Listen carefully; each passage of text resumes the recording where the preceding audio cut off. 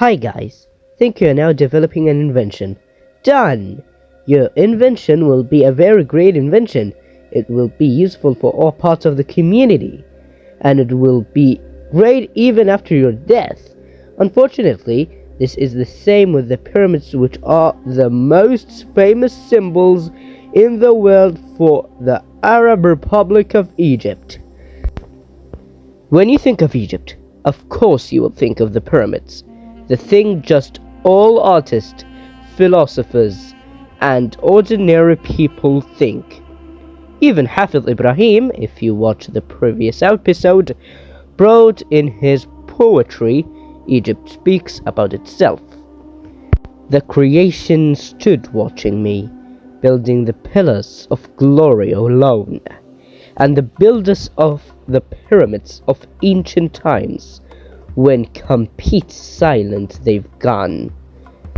Although it's an Arabic poem, I succeeded to rhyme it up. Anyways, pyramids in mathematics are anything that have 5 faces, 8 edges, and 5 vertices. Actually, this is square-based pyramids. But never mind.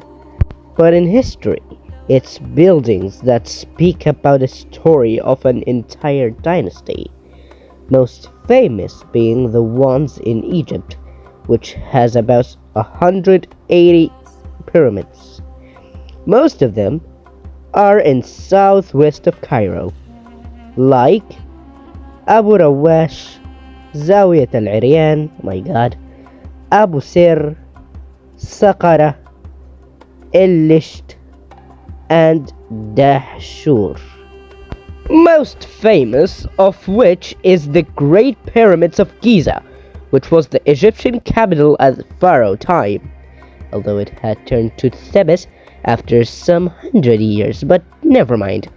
With the 3 big male pyramids of kings Khufu, Khafra, and Menkaura, and the rest of the other pyramids being for the queens, with Pyramid Khufu being the longest building from 2560 BCE till 1311 AD. It had glory of the longest building for 3,871 years. Wow, what a compete! But why pyramids do actually exist? To answer this question, we will follow a standard. Let's follow a trusted resource, as written in the Egyptian Encyclopedia. The ancient Egyptians believed that kings were chosen by the gods to be entertainments between them and the people on earth. So it was in their interest to keep the king's body intact even after his death, as it was believed in ancient times that a part of the king's soul, known as Ka, remained with his body in order for his soul to be properly cared. They mummified the bodies of the kings and buried everything they needed with them in the afterlife, such as golden vessels, food, furniture, and other items. In addition to the construction of the pyramids as tombs for these kings, and also written by the article about how it is built. Limestone was used in the foundations of the pyramids, and the highest quality limestone was used for the outer layers. Other materials were also used, such as pink granite for the interior walls, and basalts for the floors. Granite and basalt were used for the pyramid's apex, which was sometimes gilded. Workers used various tools to break the blocks, including picks, granite hammers, and copper chisels. After breaking, the stones were transported to the construction sites by boats on the Nile or by a greased platform.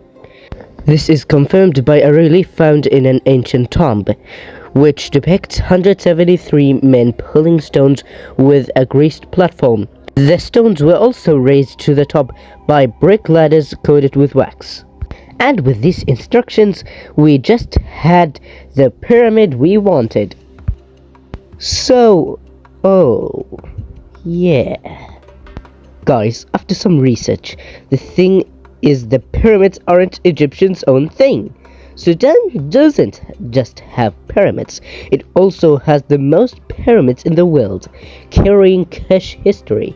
Sudanese pyramids should have their own video. Algeria, Libya, Niger, Ethiopia, Nigeria, all the way to Iraq have pyramids. Don't forget Mexico's pyramids, El Castillo. My mind, even China has pyramids, mostly in Shanxi and Shanxi regions, or Jiyu places for short. Some of them are natural, and some are believed to be tombs of Han or Qing kings. Who knows?